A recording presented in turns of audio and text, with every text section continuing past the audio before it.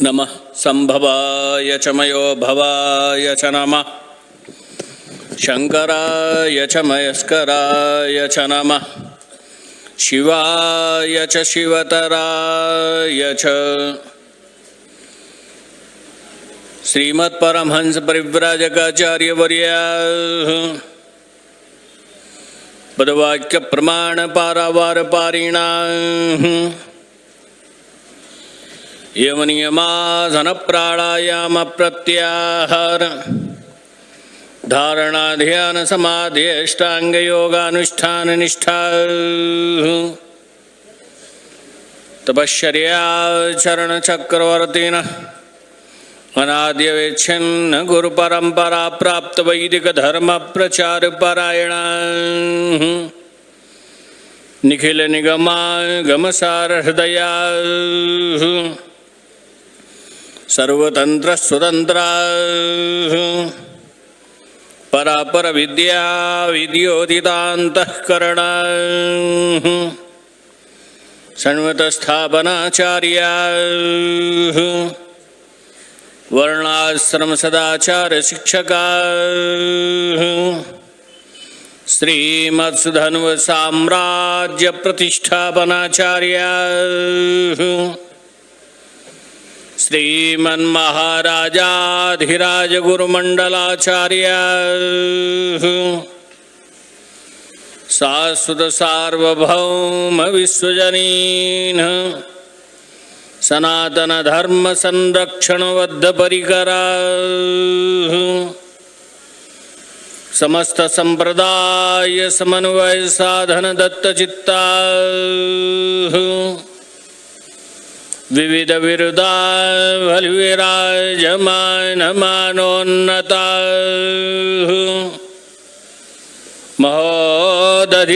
महोदधितीरवासिनः श्रीमज्जगन्नाथ विमलाम्बोपासका पूर्वाम्नाय श्री गोवर्धन मठ भोगवर्धन पीठाधीश्वरा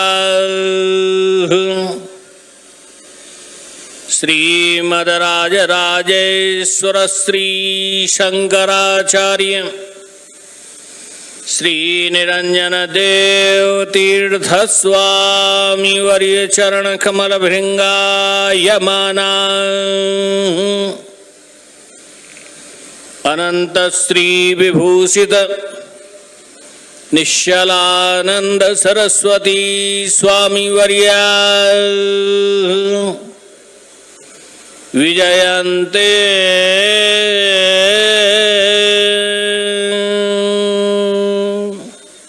धर्म की अधर्म का प्राणियों में विश्व का गौ माता की गोहत्या जगतगुरु शंकराचार्य भगवान की धर्म सम्राट श्री स्वामी करपात्री जी महाराज की श्री जगन्नाथ महाप्रभु की श्री सुभद्रा भगवती की श्री बलभद्र महाप्रभु की श्री कावेरी गंगा की श्री एकनाथ जी महाराज की भारत अखंड हो भारत भारत भारत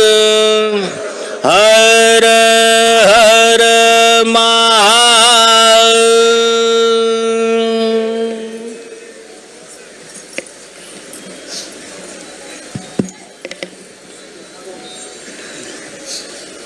ठीक है ये मोटा ठीक बैठ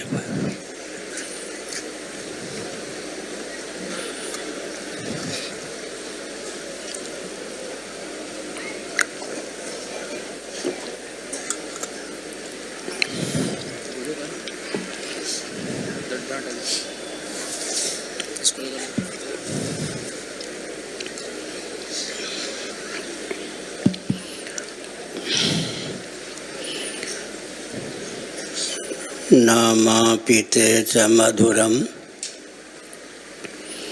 मधुरम स्वरूपम कर्मापिते च मधुरम मधुरा स्मृतिश्च बुद्धिं प्रबोधय प्रभो मधुबोधशक्तिं विद्यां प्रयच्छ परमां परिभावयामि। कोमलं कूजयन् वेणुं श्यामलोऽयं कुमारकः वेदवेद्यं परं ब्रह्म भासतां हृदये मम। कूजन्तं राम रामेति मधुरं मधुराक्षरम् आरुह्य कविता शाखां वन्दे वाल्मीकिकोकिलम्। निगमकल्पतरोर्गलितं फलं शुकमुखादमृतद्रवसंयुतं पिबत भागवतं रसमालयं मुहुरहो रसिका भुवि भावुकाः। तृणादपि सुनीचेन तरोरपि सहिष्णुना अमानिना मानदेन कीर्तनीयः सदा हरिः। नारायणाखिलगुरो भगवन्नमस्ते शिवाय नमः शिवलिंगाय नमः तन्मे मनः शिवसंकल्पमस्तु सर्वे भवन्तु सुखिनः। श्रीराम जय राम जय जय राम श्रीराम जय राम जय जय राम श्रीराम जय राम जय जय राम।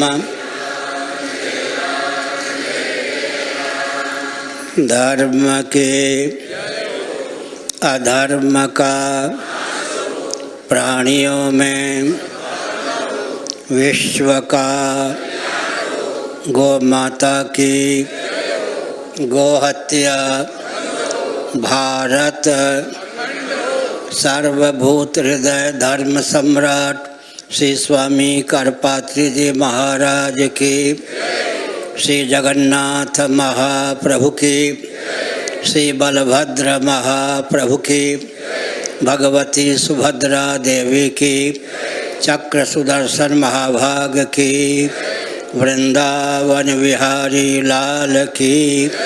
हर हर महादेव। गोविंद जय जय गोपाल जय जय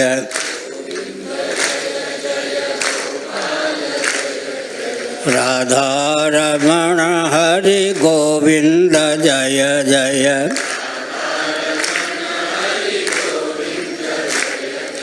श्री कृष्ण गोविंद हरे मुरारे।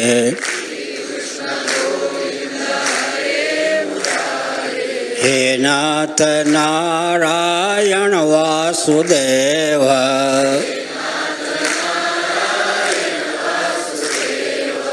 गोविंद जय जय गोपाल जय जय राधा रमण हरि गोविंद जय जय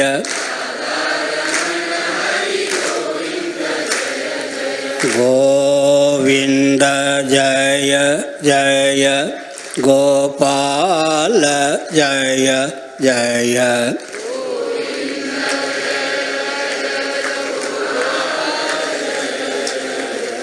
राधा रमण हरि गोविंद जय जय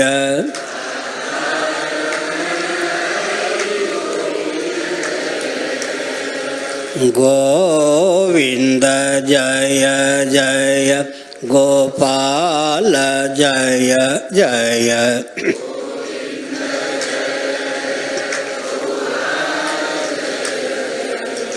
राधा रमण हरि गोविंद जय जय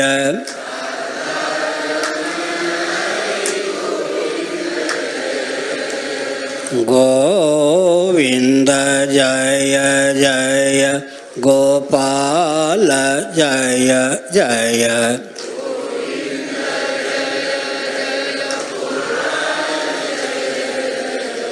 राधा रमण हरे गोविंद जय जय।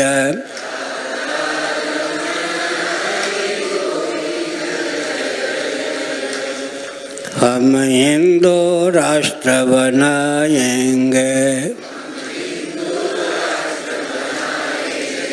हम भारत भव्य बनाएंगे।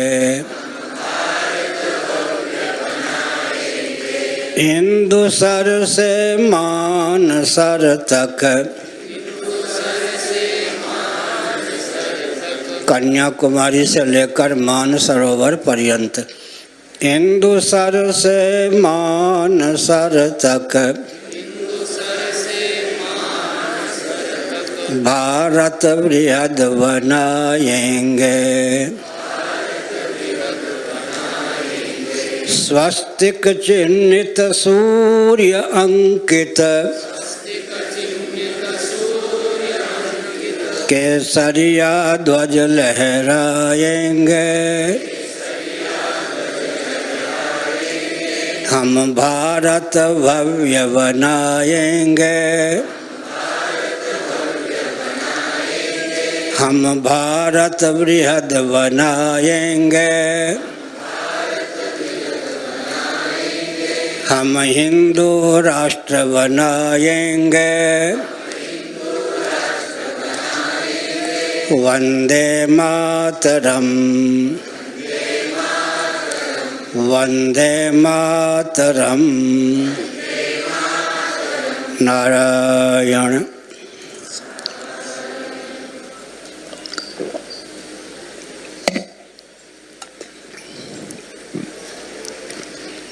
समुपस्थित समादरणीय संत वृंद, विद्वद वृंद, भक्त वृंद एवं भक्तिमती मातृशक्ति, आपके अपनत्व की सराहना है, आपकी आस्था की सराहना है। इस भव्य कार्यक्रम के समायोजन में, संचालन में जिन महान भावों का गुप्त अथवा प्रकट योगदान है, भगवान श्री चंद्रमौलीश्वर की अनुकंपा के अमोघ प्रभाव से उनका सर्वविध उत्कर्ष हो, ऐसी भावना है। सज्जनों, यह भारत है, विश्व का हृदय है। साक्षात सच्चिदानंद स्वरूप सर्वेश्वर यहाँ श्री रामकृष्ण आदि रूपों में अवतीर्ण होते हैं। जगदीश्वरी यहाँ पर राधा रुक्मिणी सीता आदि रूपों में अवतीर्ण होती हैं। मुक्त मुनिंदरों को भी अभिव्यक्त करने वाली यह भूमि है। शूरवीर भगवत भक्तों को, राष्ट्र भक्तों को जन्म देने वाली यह भूमि है। महाराष्ट्र की अद्भुत महिमा है। यहाँ तत्वज्ञ मनीषी हुए हैं, होते भी रहेंगे। भगवत भक्त हुए हैं, होते भी रहेंगे। देशभक्त हुए हैं, होते भी रहेंगे। बृहदारण्यक उपनिषद में एक शब्द प्रयुक्त हुआ है, दिगंत। भगवत पाद शिवावतार शंकराचार्य महाभाग ने भाष्य के संदर्भ में इस तथ्य को उद्भाषित किया कि दिशा का तो कहीं अंत होता नहीं। फिर श्रुति ने किस अभिप्राय से दिगंत शब्द का प्रयोग किया। शंकराचार्य महाभाग ने एक अद्भुत तथ्य उद्भासित किया कि आर्योचित आचार विचार से विहीन जो भूभाग है उसी का नाम दिगंत है। विकास के नाम पर कहीं भारत को दिगंत करने का प्रयास न हो, सावधान रहने की आवश्यकता है। हम विकास के पक्षधर हैं, परंतु पर्यावरण और विकास दोनों में सामंजस्य हो, तालमेल हो और दोनों पर दृष्टि रखते हुए राजनीति परिभाषित हो, तभी पूरे विश्व का और भारत का कल्याण हो सकता है। ऊर्जा के स्रोत हैं पृथ्वी, पानी, प्रकाश और पवन। वैदिक अवैदिक, आस्तिक नास्तिक उभय सम्मत ये स्रोत हैं। विकास के नाम पर महायंत्रों का प्रचुर आविष्कार और प्रयोग हुआ है, जिसके चपेट में आकर आज पृथ्वी कुपित हो गई है। जल भी दूषित और विकृत हो गया है, प्रकाश भी घातक बन चुका है, पवन भी घातक बन चुका है। ऐसी स्थिति में विकास के नाम पर सनातन वैदिक आर्य हिंदुओं के अस्तित्व और आदर्श का विलोप न हो, इस पर ध्यान केंद्रित करना आवश्यक है। सुसंस्कृत, सुशिक्षित, सुरक्षित, संपन्न, सेवापरायण, स्वस्थ, सर्वहितप्रद वस्तु और व्यक्ति की संरचना सनातन वैदिक आर्य सिद्धांत के अनुसार यह राजनीति की परिभाषा है। इस परिभाषा को क्रियान्वित करने पर पर्यावरण भी सुरक्षित रह सकता है, विकास के नाम पर विकास ही हो सकता है, विनाश नहीं। मनुस्मृति 1163 के अनुसार महायंत्र प्रवर्तनम, शासक का दायित्व है कि महायंत्रों के प्रवर्तन को प्रतिबंधित रखे। एक विचित्र तथ्य है, अप्राप्त का प्रतिषेध नहीं होता। यदि भगवान मनु के समय के मनीषी महायंत्रों का आविष्कार करने में समर्थ न होते तो मनु भगवान को महायंत्र प्रवर्तनम लिखने की आवश्यकता नहीं होती। महायंत्रों का प्रवर्तन अस्तित्व आदर्श के लिए आघात है, इसलिए संस्कृति के नाम पर विकृति न पले, इसका ध्यान रखना आवश्यक है। सनातन वैदिक आर्य सिद्धांत के अनुसार यदि भोजन, वस्त्र, आवास, शिक्षा, स्वास्थ्य, यातायात, उत्सव, त्यौहार, रक्षा, सेवा, न्याय, विवाह की व्यवस्था क्रियान्वित हो, कहीं कोई विसंगति नहीं होगी। इस रॉकेट, कंप्यूटर, एटम और मोबाइल के युग में भी सनातन वैदिक आर्य हिंदुओं का वेदादि शास्त्र सम्मत भोजन, वस्त्र, आवास, शिक्षा, स्वास्थ्य, यातायात, उत्सव, त्यौहार, रक्षा, सेवा और न्याय तथा विवाह का विज्ञान सर्वोत्कृष्ट है। हमने संकेत किया आज वही सिद्धांत टिक सकता है तो दर्शन, विज्ञान और व्यवहार तीनों में सामंजस्य साधने वाला हो। अमेरिका के राष्ट्रपति हुए बुश, उनके पिताजी भी अमेरिका के राष्ट्रपति हो चुके थे। बुश महोदय स्वयं भी एक बार अमेरिका के राष्ट्राध्यक्ष हो चुके थे, दूसरी बार अमेरिका के राष्ट्रपति होने वाले थे। उन्होंने अंग्रेजी में कुछ वाक्यों को कहा, हिंदी में अर्थ होता है मैं क्रिश्चियन हूँ, बाइबल में मेरी आस्था है, परंतु सृष्टि संबंधी जो विज्ञान बाइबल के माध्यम से प्राप्त है, आधुनिक विज्ञान और वैज्ञानिकों ने उस पर पानी फेर दिया है। इतने अंशों में मैं बाइबल को नहीं मानता। हो गया या नहीं? हम एक संकेत करते हैं, विशाल वैदिक वाङ्मय को नालंदा इत्यादि में जलाया गया। एक कोई नेपाल का फिर प्रधानमंत्री हो गया है प्रचंड, उसने काठमांडू के ग्रंथागार को जलाया था। उन ग्रंथों ने क्या बिगाड़ा था? फिर भी हमारा जो वैदिक वाङ्मय है इतना समृद्ध है, उसमें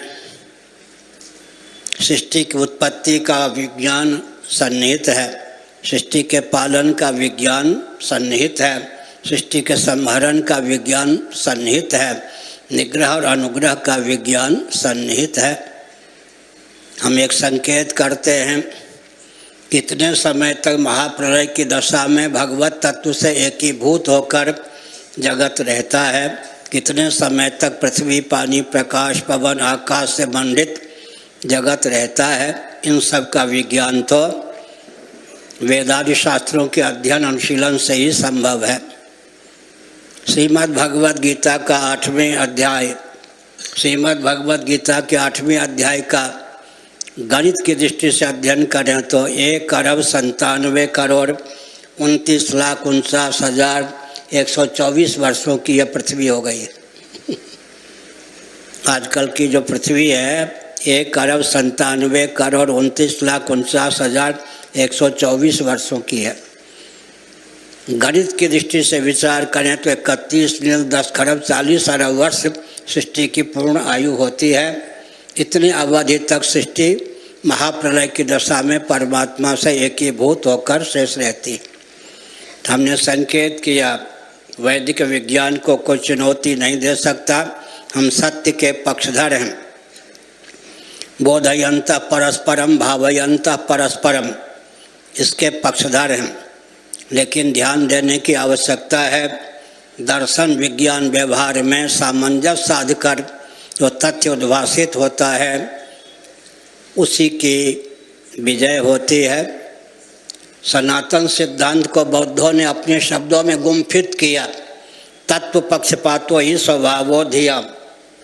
बुद्धि का और जीव का स्वभाव है तत्व का, तथ्य का, सत्य का पक्षधर होना।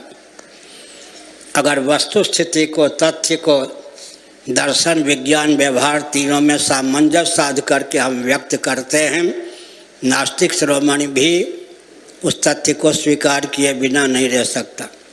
एक विचित्र तथ्य है, दर्शन विज्ञान व्यवहार में सामंजस्य साध करके सृष्टि की उत्पत्ति का, सृष्टि की स्थिति का, सृष्टि की समृद्धि का, सृष्टि के निग्रह का, अनुग्रह का विज्ञान प्रसारित कीजिए। हिंदू हो, मुसलमान हो, क्रिश्चियन हो, कम्युनिस्ट हो, उसे स्वीकार करेगा। एक विचित्र सिद्धांत है, अगर किसी के हृदय में वस्तु स्थिति का प्रवेश हो गया श्रवण के माध्यम से, अध्ययन के माध्यम से, और उसने प्राप्त विवेक का अनादर किया, तो विवेक का अनादर ही उसका बट्टा बैठा देता है। बम गोली बारूद की आवश्यकता नहीं होती।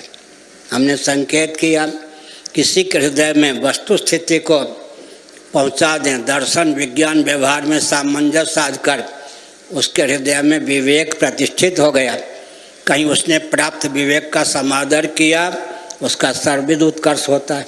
प्राप्त विवेक का अनादर किया तो उसका भट्टा बैठ जाता है। इसलिए बम गोली बारूद की आवश्यकता नहीं होती। हमने कहा तत्व पक्षपातो ही स्वभावो धियम, जीव का और जीव के बुद्धि का स्वभाव है तत्व का, तथ्य का पक्षधर होना। अब तक के प्रवचन का सार यह निकला, सनातन सिद्धांत हर दृष्टि से मान्य है। इसी के आधार पर हर व्यक्ति का उत्कर्ष हो सकता है, हर प्राणी के उत्कर्ष की भावना इसमें सन्निहित। श्रीमद् भागवत 10:87-2 के अनुसार सृष्टि की उत्पत्ति का प्रयोजन निरूपित है। बुद्धिन्द्रिय मन प्राणान जनानाम असदत् प्रभु मात्रार्थम च भवार्थम च आत्मने कल्पनाय च। महासर्ग के प्रारंभ में सच्चिदानंद स्वरूप करुणा वरुणालय सर्वेश्वर ने अकृतार्थ प्राणियों को कृतार्थता का अवसर प्रदान करने की भावना से उन्हें देहेंद्रीय प्राणांतःकरण से युक्त जीवन प्रदान किया ताकि मात्रार्थम च भवार्थम च आत्मने अकल्पनाय च। श्रीधरी टीका के अनुसार अर्थ काम धर्म और मोक्ष संज्ञक पुरुषार्थ चतुष्टय सुलभ हो सके। सृष्टि की संरचना का प्रयोजन दो ही शब्दों में गुम्फित करें तो वैशेषिक दर्शन के दूसरे सूत्र के अनुसार यतोभ्युदय निश्चय सिद्धि सधर्म, जिससे अभ्युदय और निश्चयस की सिद्धि होती है उसी का नाम धर्म है। वैशेषिक दर्शन के भाष्यकारों ने विचार किया अभ्युदय का अर्थ क्या करना चाहिए। केवल लौकिक पारलौकिक उत्कर्ष का नाम ही अभ्युदय नहीं है, निश्चयस की उन्मुख व्यक्ति के जीवन को करने में जो समर्थ हो उसका नाम अभ्युदय है। बैठ जाइए। हाँ, हमको ये सब पसंद नहीं। कोई खड़ा रहता तो हमको तो हम ही न गिर जाएं। बैठे। हमने संकेत किया यतोभ्युदय निश्चय सिद्धि सधर्म, पुरुषार्थ चतुष्टय को दो ही शब्दों में गुम्फित करना हो अभ्युदय निश्चयस, तो हम दर्शन के नाम पर प्रगति के परिपंथी नहीं हैं, प्रगति के पक्षधर हैं। लेकिन प्रगति के नाम पर प्रगति तभी संभव है तो सनातन सिद्धांत को माने। श्री एकनाथ महादेव महानुभाव श्रीमद् भागवत के 11 स्कंध पर उनकी जो वाणी है दिव्य है, अद्भुत है। उसके रहस्य को समझने पर जीवन सार्थक हो सकता है। श्रीमद् भागवत के 11 स्कंध में भगवान श्री कृष्णचंद्र परमानंद कंद सुधासन मदन मोहन ने उद्धव जी को एक उपदेश दिया, विषयान् ध्यायतश्चित्तं विषयेषु विसज्जते मां मनुस्मृतश्चित्तं मय्येव प्रविलीयते। विषयों का चिंतन करता हुआ चित्त विषयों में संलग्न हो जाता है, विषयों से एकीभूत हो जाता है, तादात्म्यपन्न हो जाता है। लेकिन त्रिभुवन में कोई भी ऐसा विषय नहीं है जो सदा के लिए चित्त को रमा सके। विषयान् ध्यायतश्चित्तं विषयेषु विसज्जते, इसके विपरीत मां मनुस्मृतश्चित्तं मय्येव प्रविलीयते, मैं जो कमनीय वर्णीय सगुण निर्गुण सच्चिदानंद स्वरूप सर्वेश्वर हूँ, कदाचित मुझ में मन को रमाया जाए तो फिर सदा के लिए मन अमन हो जाता है। अर्थात भगवान शंकराचार्य महाभाग ने एक तथ्य उद्भासित किया, तंत्र की दृष्टि से यह वचन बहुत मार्मिक है। चित्तम चिदिति जानीयात् तकार रहितम यदा तकारो विषयाध्यासः जपा रागो यथा मणौ च एकार्ची तो संयुक्त चित्त। चित्त से तकार को खींच लेंगे तो चित्त चार खाने चित्त होकर चिद रूप पर शेष रहेगा। चित्तम चिदिति जानीयात् तकार रहितम यदा तकारो विषयाध्यासः जपा रागो यथा मणौ। एक विचित्र तथ्य, जपा रागो यथा मणौ सामान्य नियम है, धर्मी का अध्यास हुए बिना धर्म का अध्यास नहीं हो सकता। लेकिन अपवाद स्थल है यह, जपा रागो यथा मणौ। जपा कुसुम रक्त पुष्प का सम्मुख सानुकूल संयोग स्फटिक मणि को प्राप्त हो। मणि बुद्धि बनी रहती है लेकिन स्वच्छ स्फटिक को व्यक्ति रक्त स्फटिक समझ लेता है। धर्मी का अध्यास हुए बिना भी धर्म का अध्यास हो गया। सामान्य नियम यह है कि धर्मी का अध्यास हुए बिना धर्म का अध्यास नहीं हो सकता। लेकिन जपा कुसुम लाल पुष्प हो, सम्मुख सानुकूल स्फटिक मणि को उसका संपर्क प्राप्त हो, संश्लेष प्राप्त हो, दूरी से भी सही, लेकिन वो रक्त पुष्प की लालिमा उसमें प्रतिफलित होती है। जपा कुसुम बुद्धि न बन के रक्त स्फटिक बुद्धि बन जाती है। कहीं कहीं धर्मी का अध्यास हुए बिना भी धर्म का अध्यास हो जाता है। अब तक के प्रवचन का सारांश क्या हुआ? अध्यासो विद्यया कृतः। श्रीमद् भागवत के 11 स्कंध का अनुशीलन करें। अध्यास अविद्या कृत है। अविद्या से अग्रहण अन्यथा ग्रहण, अन्यथा ग्रहण का नाम ही अध्यास है। इसलिए जीवन को उन्नत करने के लिए वेदादि शास्त्र सम्मत विधा से जीवन यापन उचित है। मनुस्मृति के अनुसार उसकी माता को ले जाने दो, बच्चा है वो, उसकी माता आ गई। नारायण, हमने संकेत किया।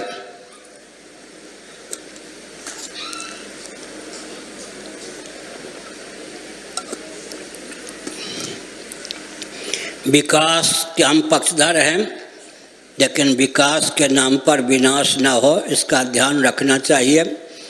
एक सूत्र में बोलता हूँ भागवत के अनुसार, जीवस्य तत्व जिज्ञासा।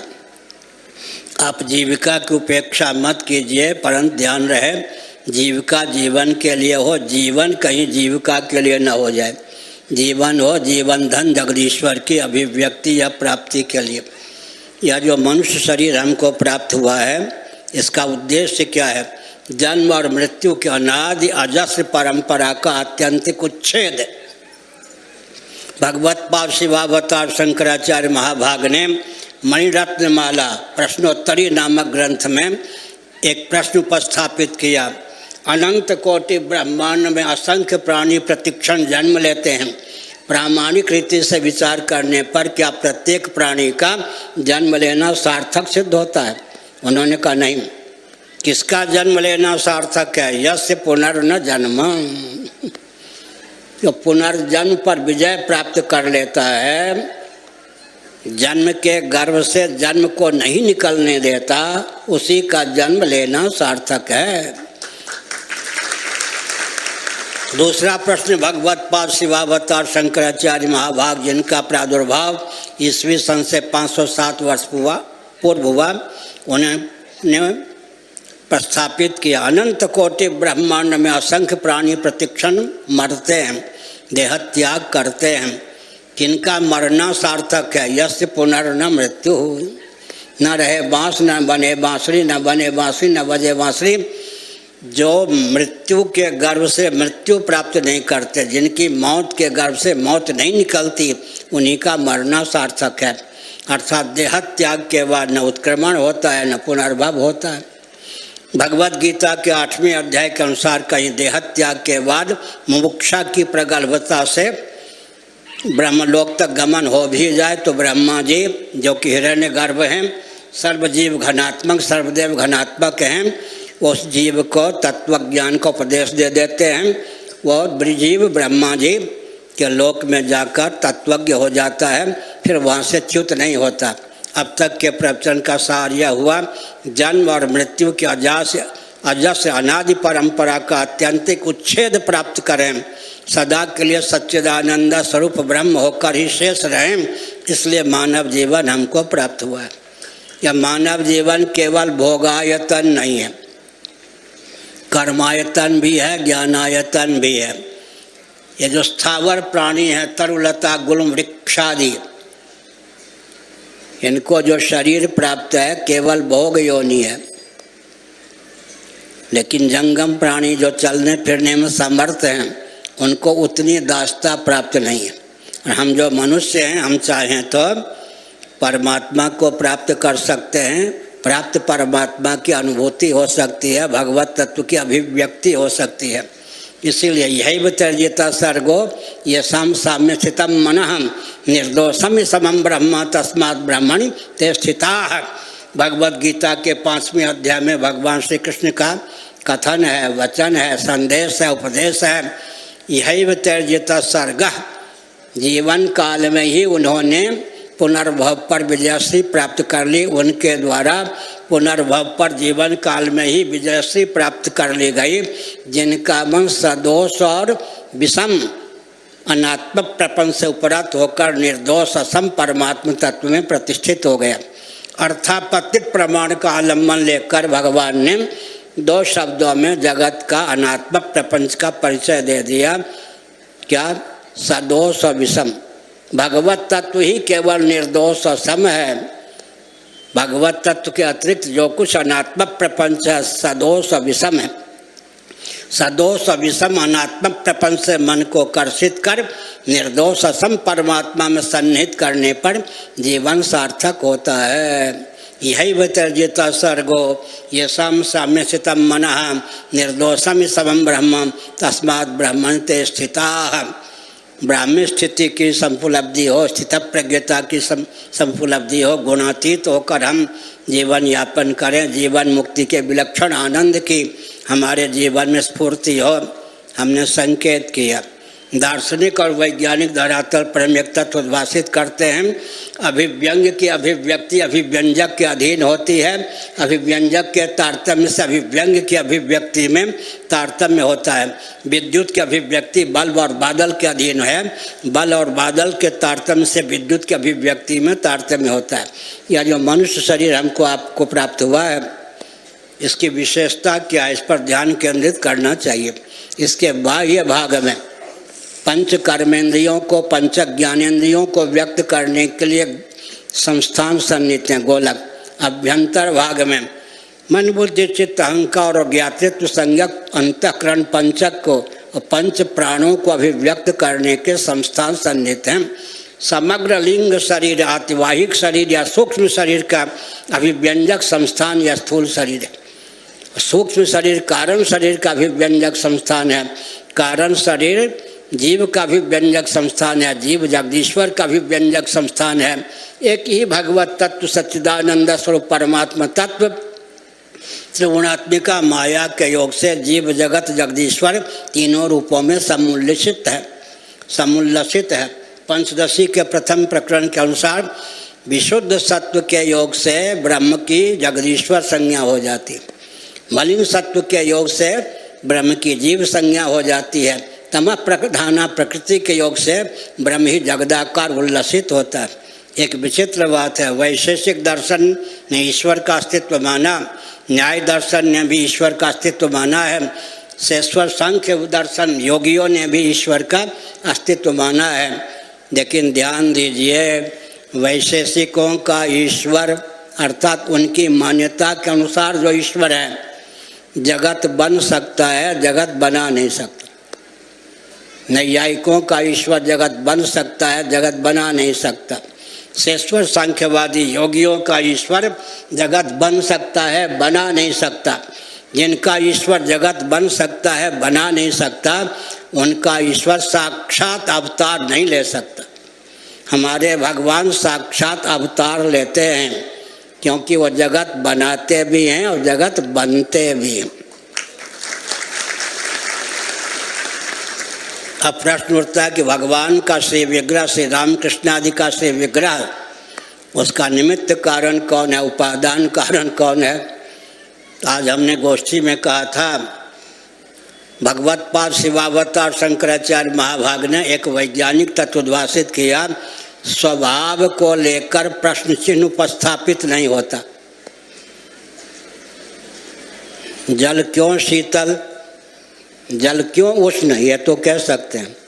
जल शीतल क्यों नहीं कह सकते, क्योंकि स्वभाव को लेकर प्रश्न चिन्ह उपस्थापित नहीं होता।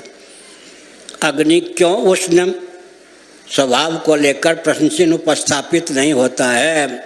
हमारे जो भगवान हैं, सच्चिदानंद स्वरूप हैं, वो जगत बनते भी हैं, जगत बनाते भी हैं।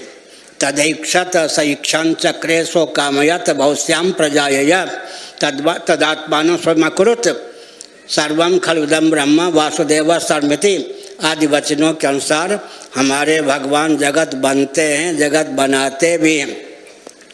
इसलिए श्री रामकृष्ण आदि रूपों में साक्षात अवतार लेते हैं। जैसे जल में शीतलता स्वभाव सिद्ध है, निसर्ग सिद्ध है, लेकिन देश काल परिस्थिति के अनुसार जल में जो शीतलता है वो प्रगल्भता को प्राप्त हो जाए तो जल हिम का, बर्फ का रूप धारण कर लेता है। ऐसे ही भगवान सच्चिदानंद स्वरूप हैं। विशुद्ध सत्व के योग से, सत्वगुण प्रधाना माया के योग से, विद्या माया के योग से श्री रामकृष्ण आदि रूपों में अभिव्यक्त होते हैं। भगवान के श्री विग्रह का उपादान कारण वेदांत वेद्य सच्चिदानंद तत्व ही है। चिदानंदमय देह तुम्हारी विगत विकार जान अधिकारी। निमित्त कारण विशुद्ध सत्वात्मिका माया है।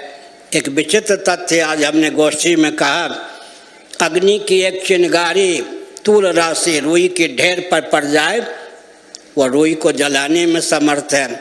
जिस विद्या कि एक चिंगारी एक रश्मि जीव को प्राप्त हो जाए तो जीव शिव हो जाता है, अविद्या काम कर्म से पारंगत हो जाता है।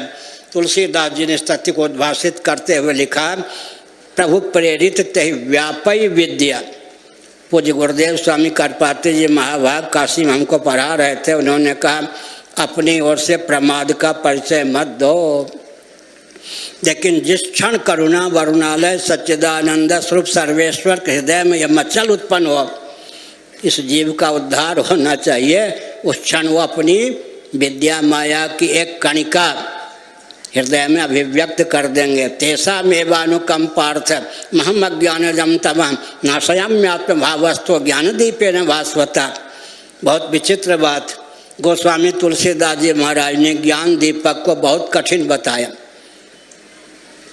ज्ञान दीपक भक्ति मणि है, स्वयं प्रकाश ज्ञान दीपक है, तो भक्ति को मणि कहा, ज्ञान को भी मणि कह सकते थे। लेकिन अपने बलबूते पर जो ज्ञान दीपक प्रज्वलित करना चाहता है उसके मार्ग में रिद्धि सिद्धि विघ्न डालती है। लेकिन भगवान श्री कृष्ण का वचन है गीता में 10वें अध्याय का अनुशीलन कीजिए, तेषामेवानुकंपार्थम अहम अज्ञानजम तमः नाशयाम्यात्म भावस्थो ज्ञान दीपेन भास्वता। ऐसे जो अनन्य भक्त हैं, शरणागत हैं, अनात्म प्रपंच से जिनका मन सर्वतो भावेन उपरत है, उनके हृदय में अपने चिन्मय कर कमलों से स्वयं में ज्ञान दीपक प्रज्वलित करता हूँ। जब भगवान ही चिन्मय कर कमलों से ज्ञान दीपक प्रज्वलित करते हैं, माया छाया उसमें विघ्न क्या डालेगी। जय जय जही जही अजाम कहा गया वेदस्तुति श्रीमद् भागवत। ब्रह्म मुहूर्त में यशोगान करती हुई श्रुतियों ने कहा जही जही अजाम, हे प्रभो माया को मार दीजिए। भगवान ने कहा कि ब्रह्म मुहूर्त में मारने की बात कहते हो, क्या अपराध किया माया ने। अजा को मारिए। अजा को भगवान ने कहा उपस्थित होकर बताओ। यह कहती है विद्या जी जय जय अजाम, श्रुति कहती है जय जय अजाम। उन्होंने कहा महाराज आपकी ओर जो बढ़ना चाहते हैं उनके मार्ग में मैं रोड़ा नहीं अटकाती, विघ्न नहीं डालती।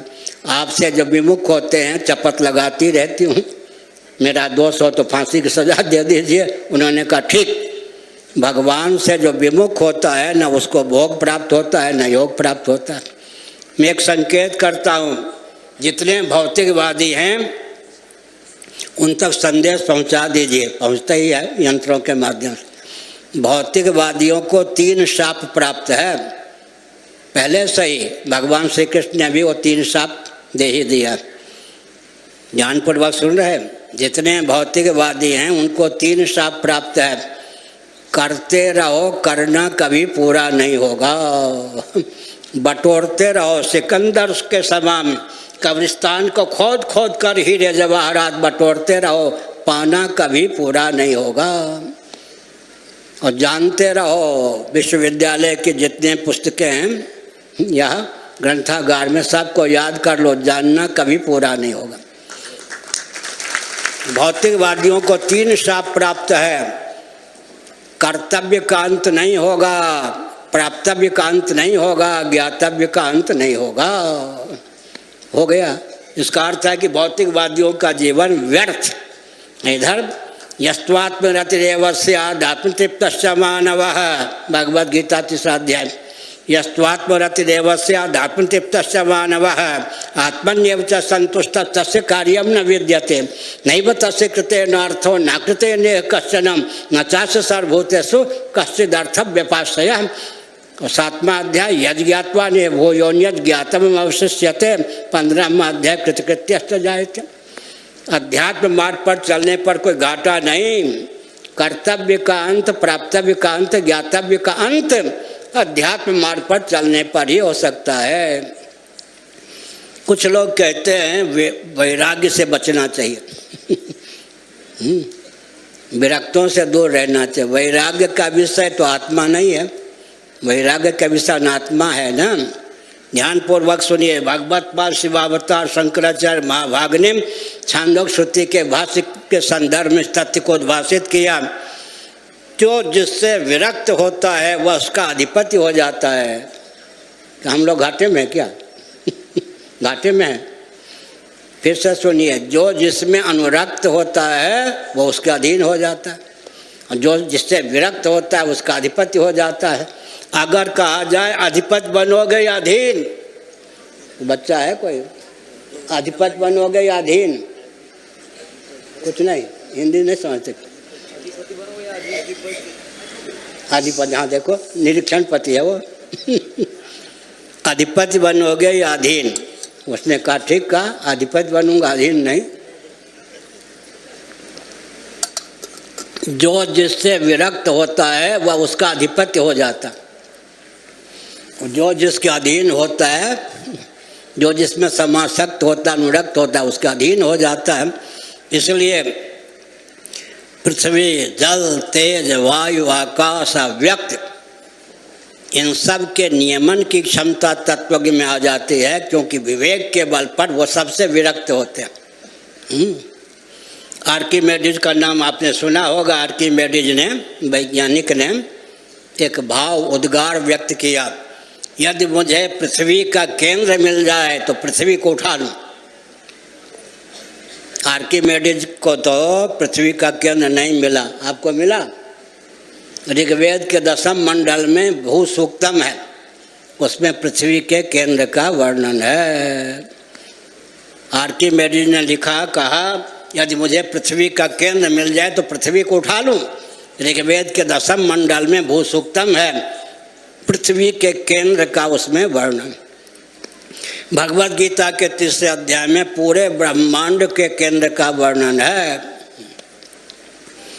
भगवद गीता ज्ञानेश्वरी का अध्ययन कीजिए, यहाँ तो बहुत बढ़िया, घर घर में ज्ञानेश्वरी है। गीता प्रेस ने प्रकाशित भी किया है बहुत उत्तम ढंग से। ज्ञानेश्वरी, एकनाथी भागवत, 11 स्कंद, बहुत बढ़िया। जो जिससे विरक्त होता है वह उसका अधिपति हो जाता है। आज देवराज इंद्र के पद पर कौन प्रतिष्ठित हैं? बृहदारण्यक उपनिषद के अनुसार बोल रहा हूँ। मर्त्य लोक में, बृहद भारत में, सतकुल में जिनका जन्म हुआ था पहले कभी, भारत में, बृहद भारत में जिनका जन्म होता है, मनुष्य होकर जो जन्म लेते हैं, वही कालांतर में ब्रह्मा होते हैं, इंद्र होते हैं, वरुण होते हैं, कुबेर होते हैं। चतुर्दश भुवनात्मक ब्रह्मांड में जहाँ कहीं कोई चमत्कृति है, डंके की चोट से यह तथ्य सत्य है कि वेदादि शास्त्र सम्मत कर्म कांड, उपासना कांड, ज्ञान कांड के कारण ही चमत्कृति है। अगर भूमंडल को या चतुर्दश भुवनात्मक ब्रह्मांड को नरक और नारकीय प्राणियों का समुदाय बनाना हो तो वेदादि शास्त्र सम्मत कर्मकांड, उपासना कांड, ज्ञान कांड को मत मानिए। वेदादि शास्त्र सम्मत कर्मकांड, उपासना कांड, ज्ञान कांड को मानने पर ही, इन्हें जीवन में उतारने पर ही अपने जीवन में ब्रह्मांड में दिव्यता संभव है। इसलिए महायज्ञश्च यज्ञश्च ब्राह्मीयम क्रियते तनु, मनु जी के अनुसार विचार करें तो महायज्ञों के द्वारा, यज्ञों के द्वारा, अंगन्यास के द्वारा, करन्यास के द्वारा, भूशुद्धि के द्वारा, भूत शुद्धि के द्वारा ब्राह्मी तनु की प्राप्ति होती है। ब्राह्मी तनु का अर्थ क्या है? देहेंद्रीय प्राणांतकरण में वह दिव्यता जो ब्रह्म तत्व के परिमार्गण में ही जीव को संलग्न कर दे, उसी का नाम ब्राह्मी तन। देहेंद्रीय प्राणांतकरण में दिव्यता का संसार करना हो तो वेदादि शास्त्र सम्मत कर्मकांड, उपासना कांड, ज्ञान कांड को माने। हमने बताया जितने भौतिकवादी होते हैं, इंद्रियात्मवादी होते हैं, इंद्रियों में तादात्म्यपन्न होते हैं, चेतना विशिष्ट शरीर को ही आत्मा मानते हैं, लेकिन इंद्रियों की गति केवल वर्तमान तक होती है। मन की गति भूत, भविष्य, वर्तमान तीनों कालों में होती है। कालातीत अव्याकृत तो परमात्मा में भी होती है। और वेदादि शास्त्रों की गति भी कालातीत परमात्मा में है, अव्यक्त में है। वेदांत शास्त्रों के द्वारा काल गर्भित पदार्थों का जहाँ ज्ञान हो सकता है वहाँ कालातीत परमात्मा का भी ज्ञान हो सकता है। इसलिए मन में ही वेदांत शास्त्रों की प्रतिष्ठा मानी गई है। अब तक के प्रवचन का सार क्या निकला? दार्शनिक दृष्टि से विचार करें तो, वैज्ञानिक दृष्टि से विचार करें तो, व्यावहारिक दृष्टि से विचार करें तो सनातन शास्त्र सम्मत जो हिंदुओं का ज्ञान विज्ञान है, भोजन, वस्त्र, आवास, शिक्षा, स्वास्थ्य, यातायात, उत्सव, त्योहार, रक्षा, सेवा, न्याय, वो सर्वोत्कृष्ट है। एक विचित्र बात है, इन मातृशक्ति को जितना गौरव सनातन धर्म के अनुसार प्राप्त है अन्यत्र प्राप्त है क्या? ये माताएं चाहें तो साक्षात जगदीश्वर को लाला बना सकती हैं, पुत्र के रूप में जन्म दे सकती हैं। साक्षात जगदीश्वरी को लाली बना सकती हैं, पुत्री के रूप में जन्म दे सकती हैं। इससे बढ़कर सौभाग्य क्या होगा? इसलिए मातृशक्ति को सनातन धर्म में इतना गौरव प्राप्त है, सम्मान प्राप्त है। मातृदेवो भव पहले कहा गया, त्वमेव माता तो पहले कहा गया। काशी खंड का अध्ययन कीजिए, स्कंद पुराण। कोई सन्यासी भी हो, कहीं माता दृष्टिगोचर हो जाए तो वो आसन से उठ करके दंडवत प्रणाम करे। मनुस्मृति के अनुसार एक माता का अपने पुत्र पर उसके पिता की अपेक्षा 10 गुण अधिकार होता है, जिसको आजकल कहेंगे वीटो पावर का प्रयोग। एक मातृशक्ति का अपने पुत्र पर उसके पति अर्थात बालक का जो पिता है जितना अधिकार होता है 10 गुण अधिक अधिकार माता का पुत्र पर होता है। राम जी आए, मर्यादा पुरुषोत्तम रामभद्र, माँ बन जा राम, पिताजी ने वनवास दिया है। कौशल्या जी ने कहा कि क्या कहा? केवल तुम्हारे पिता का आदेश तुमको प्राप्त हो, मैं विशेषाधिकार का प्रयोग करती हूँ, मत जाओ, पाप नहीं लगेगा, क्योंकि पिता की अपेक्षा माता का पुत्र पर 10 गुना अधिकार होता है। कदाचित दाल में काला है, कदाचित विमाता हो, समझ गए कि कैकेयी की सहभागिता होगी, कदाचित विमाता की चाल है। तुझ राम पर मुझ कौशल्या का जितना अधिकार है उससे अधिक अधिकार कैकेयी का तुझ पर है। कौन घर में फूट डाल देगा? देखिए, सनातन धर्म की मर्यादा है। हमने संकेत किया सज्जनों। और एक विचित्र बात, कोई कहते हैं कि सनातन धर्म में मातृशक्ति को प्रगति से रोका गया। झूठी बात। खूब लड़ी मर्दानी, वो तो झांसी वाली रानी थी, बुंदेले हर बोलों की हमने सुनी कहानी थी। शेष देवगण शक्ति समूह मूर्तियाँ, दुर्गा सप्तशती, सभी देवता असुरों के साथ युद्ध करते करते विजयी नहीं हुए। देवताओं के समष्टि तेज से भगवती का प्रादुर्भाव हुआ। निशेष देवगण शक्ति समूह मूर्तियाँ, इसलिए हमने संकेत किया रणचंडी भी आवश्यकता पड़ने पर मातृशक्ति रणचंडी भी बन जाती है। अद्भुत रामायण का अध्ययन कीजिए। 10 मुख रावण का क्या किया? बंटा ढार बाहर से उद्धार कर दिया राम जी ने। बहुत प्रसन्न हुए राम जी। अयोध्या के निवासी भी, वनवासी संत महात्मा भी। नारद जी आ गए, अभी काम नहीं बना है, एक सहस्रमुख रावण पैदा है, जब तक उसको नियंत्रित नहीं करेंगे तब तक भूमंडल का भला नहीं होगा। अयोध्या से जो भी सैनिक भेजते वो सहस्रमुख रावण क्या करता? एक ऐसा बाण फेंकता जो जहाँ से आते वहीं पहुँच जाते। युद्ध क्या करेंगे? तब राम जी बहुत उदास हुए तो नारद जी ने आके कहा, नारद माने नार माने ज्ञान, ज्ञानप्रद। नारद जी मिल गए तो समझना चाहिए भगवान के मिलने का मार्ग प्रशस्त हो गया। नार का अर्थ होता है ज्ञानक, ज्ञानप्रद गुरु का नाम नारद। नारद जी ने कहा सेना पार नहीं पाएगी, सीता जी जब युद्ध करेंगे तो अब सहस्रमुख रावण का नाश होगा, उद्धार होगा। भगवती सीता ने फिर धनुष बाण ले लिया। इसलिए हमने संकेत किया मातृशक्ति, शील और स्वास्थ्य दो सकार का ध्यान रखकर जितना चाहे प्रगति करें, सनातन धर्म में कोई रोक नहीं है, दो ही है, शील और स्वास्थ्य। कहीं आवश्यकता पड़ जाए तो शरीर को भी होम करके शील की रक्षा करने का प्रयत्न करना चाहिए। मातृशक्ति को कहीं भी रोका नहीं गया, प्रतिबंधित नहीं किया गया। यहाँ तो मातृशक्ति का बहुत उत्कर्ष है। जो भी निषेध है मातृशक्ति के लिए वो शील की रक्षा की दृष्टि से, शील की रक्षा। एक संकेत करते हैं, कुछ जिनको शास्त्रों का परंपरा से ज्ञान नहीं, उन्होंने कहा स्त्रियों का इसमें अधिकार नहीं, शूद्रों का इसमें अधिकार नहीं। यह भी तो कहना चाहिए था ब्राह्मणों का अधिकार नहीं, सन्यासियों का अधिकार नहीं। विधि निषेध किसके लिए नहीं है? सबसे अधिक निषेध तो ब्राह्मणों के लिए है, उससे भी अधिक निषेध ब्राह्मण परिव्राजकों के लिए है। एक मैं विचित्र बात कहता हूँ, विधि निषेध का नाम ही तो संविधान होता है। इसलिए शास्त्र सम्मत विधि निषेध को मानेंगे तो शास्त्र सम्मत फल की प्राप्ति होगी। यातायात के जो नियम हैं वो तो लौकिक हैं। यातायात के जो नियम हैं, विधि और निषेध, उनका अनुपालन करने पर गंतव्य तक पहुंच सकते हैं।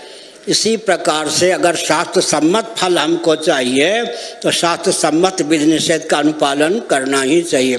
अब मंच पर जो है या नीचे 15 मिनट का समय है, प्रश्न कर सकते हैं धर्म अध्यात्म राष्ट्र को लेकर, उसका उत्तर यहाँ से दिया जाएगा संकेत में।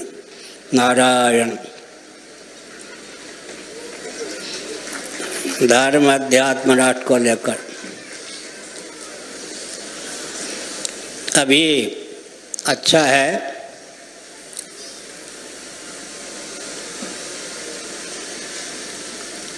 नमन, मिलन, दमन, अंकन, अनुगमन, कूटनीति के 5 प्रभेद हैं। नमन, मिलन, दमन, अंकन, अनुगमन।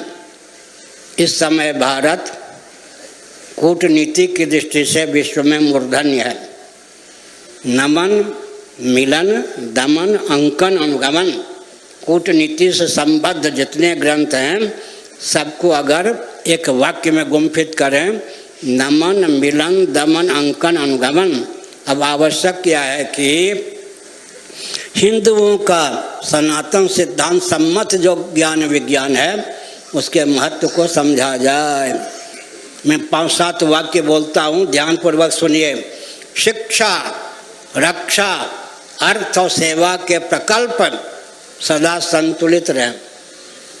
हर व्यक्ति की जीविका जन्म से सुरक्षित रहे, हर व्यक्ति का जीवन दुर्व्यसन मुक्त रहे, मातृशक्ति का शील सुरक्षित रहे। इसके लिए क्या करेंगे? सनातन सिद्धांत को मानना पड़ेगा या नहीं? वैकल्पिक ब्राह्मण क्षत्रिय वैश्य शूद्र बनाएंगे, शिक्षा, रक्षा, अर्थ और सेवा के प्रकल्प संतुलित नहीं रहेंगे, मातृशक्ति का शील भी सुरक्षित नहीं रहेगा।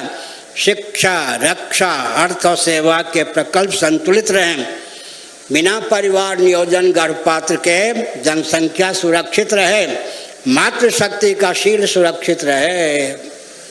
दुष्यंत कर्ण ऋषि कौन थे? नैष्ठिक ब्रह्मचारी ब्राह्मण, वन में पर्णकुटी में रहते थे। दुष्यंत राजा उनसे मिलने गए। कर्ण ऋषि समझा चयन के लिए कुछ वन में दूर चले गए थे। विश्व सुंदरी किशोरी खेलती हुई मिली शकुंतला। दुष्यंत का मन लट्टू हो गया। अभिज्ञान शाकुंतलम महाभारत का अनुशीलन कीजिए। दुष्यंत ने कहा, यदि अब ब्राह्मण की बेटी होती तो मुझ क्षत्रिय का मन नहीं चलता। क्षत्रिय भावापन विश्वामित्र के तेज से मेनका के गर्भ से उत्पन्न हुई थी। इसलिए हमने कहा अगर शिक्षा, रक्षा, अर्थ और सेवा के प्रकल्प संतुलित रखने की भावना हो, मातृशक्ति का शील संतुलित सुरक्षित रखने की भावना हो, जनसंख्या बिना परिवार नियोजन गर्भपात के संतुलित रखने की भावना हो, सनातन परंपरा प्राप्त वर्णाश्रम व्यवस्था के प्रति आस्थान्वित हो। नारायण। क्या पूछना? समय हो गया। नारायण। हर